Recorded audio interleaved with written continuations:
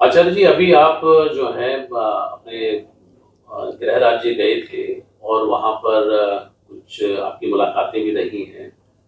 तो थोड़ा-सा बताएँ कि इस पूरी यात्रा में 2-3 पड़ाव रहे हैं कि कुछ चुनाव के बारे में आपकी चर्चा रही, कुछ क्या अभी आप बाबा के भी दर्शन करके आप आए हैं और दूसरा जो है एक बहुत ही अच्छा आपका वक्तव्य रहा बनारस हिंदू यूनिवर्सिटी में। तो जी उसकी थोड़ी-सी जो भी आपका रहा है, तो उसमें थोड़ा-सा अगर हमारे साथ साझा करेंगे?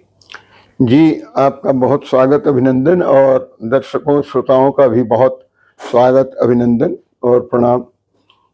मैं, जैसा कि आप भी जानते हैं, हमारे सब मित्र दिल्ली के और जो राजधानी में स्थित हैं, सब जानते हैं कि मैंने संकल्प किया है कि 2024 का लोकसभा चुनाव मुझे कॉन्टेस्ट करना है और जीतना है। मेरे संकल्प में विजय भी है और लड़ना, बिना लड़े तो कोई जीतता नहीं है, तो इसलिए लड़ना और जीतना दोनों ही है, इंटीग्रेटेड है। इस यात्रा का एक, मैं कहता हूँ, इस यात्रा में एक विशेष बात ये थी कि मैं इस बार कोई पब्लिक ट्रांसपोर्ट से नहीं गया, बाई एयर या बाई ट्रेन। इस बार मैं बाई रोड गया और अपनी मैं गाड़ी ले गया था, कार ले गया था, और मेरे साथ में 2 और थे। मेरा ड्राइवर था और मेरे भतीजा विनय राय थे। तो हम लोग गए थे 11 तारीख को यहाँ से, और हम लोगों का वाराणसी में चले तो थे यहाँ से 10-11 बजे। जाते जाते कुछ विलम्ब हो गई, तो वाराणसी में हम 10 बजे पहुँच गए थे संध्या में, और कहीं ठहरने का इंतजाम किया था वाराणसी में, जो मेरे मित्र हैं, जानने वाले हैं। और उसके बाद सवेरे उठ के हम लोगों ने ये और भी संकल्प कर लिया था कि बाबा विश्वनाथ के दर्शन करना है और उनके आशीर्वाद लेके ही और तब आगे की यात्रा पर जाने। तो हम लोगों को सुविधा है एन रूट होने से, रास्ते में वाराणसी होने से, और थोड़ा सा सर्किटस रूट हो जाता है कि हम गाजीपुर बलिया होके फिर छपरा जाते हैं। तो बाबा के दर्शन करने में हमें बहुत ज़्यादा परेशानी नहीं हुई, इसलिए कि वहाँ व्यवस्था में बहुत सुधार हो गया है, और जिस तरह से रिनोवेशन इनोवेशन सब हुआ है, उसको देखते हुए बहुत जनसमूह का वहाँ इकट्ठा होने के बावजूद भी बहुत बढ़िया से एक व्यवस्थित तरीके से दर्शन करने का प्रबंध हो गया है। वहाँ के जो पुजारी हैं वो भी, या जो वहाँ की पुलिस की व्यवस्था है, प्रशासन की, वो भी सराहनीय है, प्रशंसनीय है कि इतने बड़े भीड़ को, श्रद्धालुओं को, भक्तों को, सबको व्यवस्थित रूप से सब चले दर्शन का काम। तो ये सराहनीय है, मैं प्रशंसा करूँगा, और विशेष करके वहाँ के पुलिस फोर्स को सैल्यूट है कि हमें दर्शन भगवान शिव का, भगवान विश्वनाथ का दर्शन कराने में उन्होंने हमारे बहुत सहयोग किया। और फिर हमें भगवान के दर्शन करके और 2 बजे से गांव के लिए भी प्रस्थान करना था, महाराजगंज के लिए। तो सब काम विधिवत हो गया, बाबा का दर्शन भी हो गया, हमने उनका वरदान और उनका जो आशीर्वाद है वो लेके हम गाजीपुर से निकले।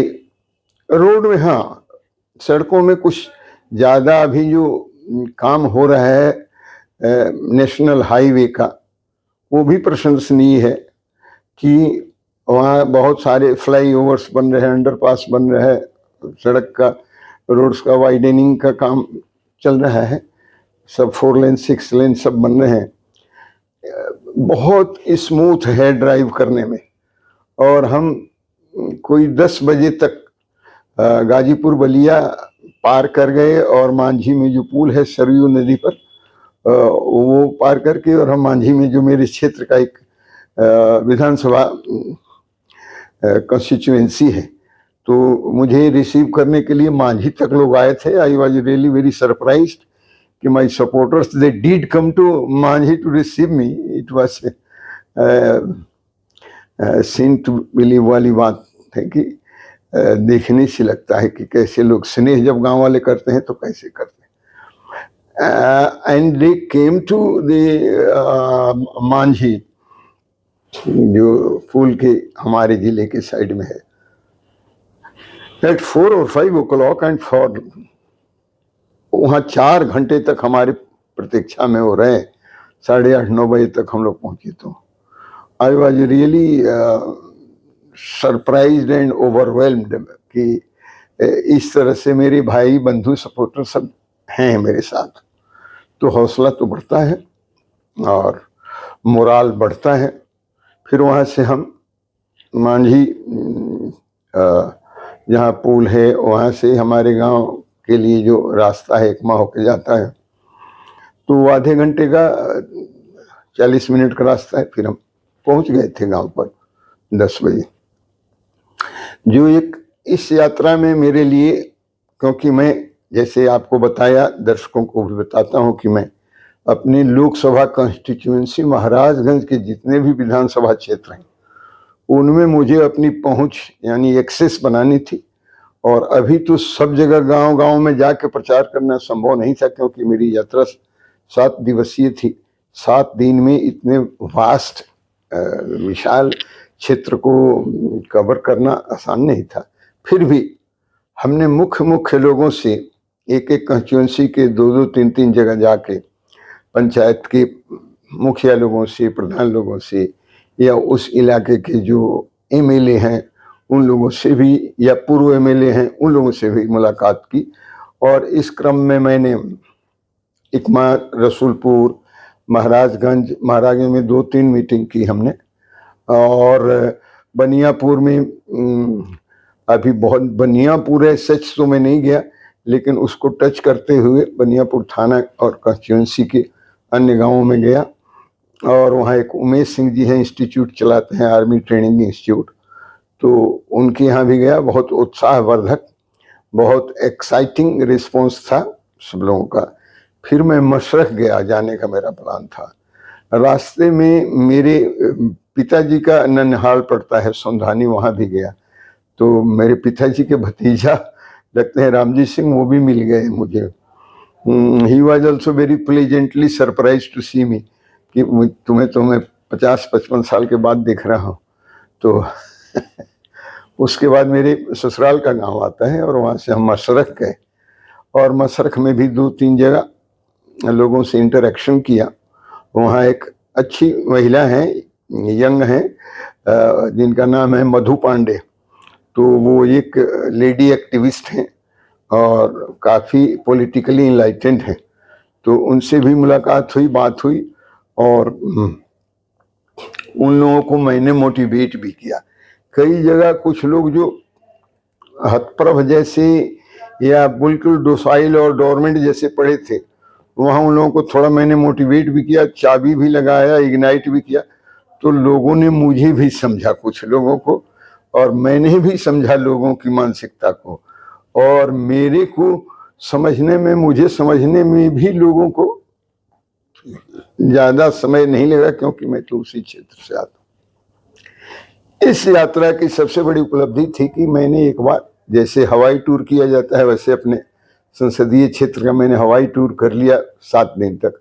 7वें दिन मुझे again I had to return back to Delhi via Varanasi. Varanasi हो के आना था, क्योंकि मेरा प्रोग्राम BHU में है, काशी हिंदू विश्वविद्यालय के महामना मालवीय सत्संग भवन में। रविवार को मुझे सत्संग सभा 10 बजे से 12 बजे तक मुझे गीता पर प्रवचन करने के लिए आमंत्रित किया गया था। वो कार्यक्रम मेरे लिए जैसे लग रहा था कि मेरे जीवन की सबसे बड़ी उपलब्धि ऐसी ही है। I am telling you frankly, when I started my talk और my speech, my discourse, I found there is a vibration of Madan Mohan Malaviya. मैं उस पीठ से, ये मेरा सौभाग्य है, it is a very good fortune of mine to have addressed audience from that पीठ। उस पीठ से बैठ के जिस पर महामना मालवीय और प्रोफेसर राधा कृष्णन और प्रोफेसर कालूलाल श्रीमाली जैसे मनीषियों ने जहाँ से उद्बोधन किया था, संबोधन किया था, वहाँ से मुझे जिस तरह से स्वागत अभिवादन किया, ये अविस्मरणीय है मेरे लिए, जीवन की एक उपलब्धि है। और फिर उसके बाद वो कार्यक्रम 10 से 12 था और 1 बजे तक हम वहाँ रहे, और उसके बाद मैं कोई 2 बजे के आसपास वाराणसी शहर से निकला और फिर दिल्ली आने का हमारा क्रम रहा। आने में विलम्ब हो गई क्योंकि आना था, कोई खास प्रोग्राम नहीं था। सो हम अपना इजीली सामान्य गति से गाड़ी को ड्राइव करते हुए आ रहे थे और 2 बजे तक हम पहुंच गए थे नोएडा, और नोएडा 2 बजे तक पहुंच गए थे, और घर जाते जाते यहाँ पटपरगंज और आईपी एक्सटेंशन जाते जाते 2:30 बजे ऑलमोस्ट पहुंच गए। तो मेरे लिए तो ये 2:30 बजना कोई देर रात नहीं होती है, क्योंकि मैं तो रात को पढ़ता हूँ पता नहीं कब तक तो मेरे लिए तो कोई बात नहीं थे। तो बहुत अच्छा लगा। आप देख के ये समझ जाएंगे कि 7-8 दिन टूर करने के बाद भी मैं जैसे गया था वैसे ही हूँ। There is no trace of any tiredness on my face और माई फिजिक। तो मैं जैसे आपने यहाँ से मुझे भेजा था, मैं वैसे ही वापस मुझे हमारे गांव वालों ने और बनारस वालों ने मुझे भेजा है कि लीजिए जी, हम राजधानी की सौगात पहुंचा देते हैं, फिर राजधानी में ज्यों का त्यों। तो ये मेरे लिए सौभाग्य की बात है, और इसके लिए आपका बहुत बहुत धन्यवाद, और श्रोताओं का भी बहुत बहुत धन्यवाद। मेरे मतदाताओं को और जनसाधारण को भी बहुत बहुत धन्यवाद, आभार, और ओम नमो नारायण, अभिवादन, प्रणाम। बहुत थैंक यू। शुक्रिया अपनी इस यात्रा को साझा करने, बहुत बहुत शुक्रिया। Thank you.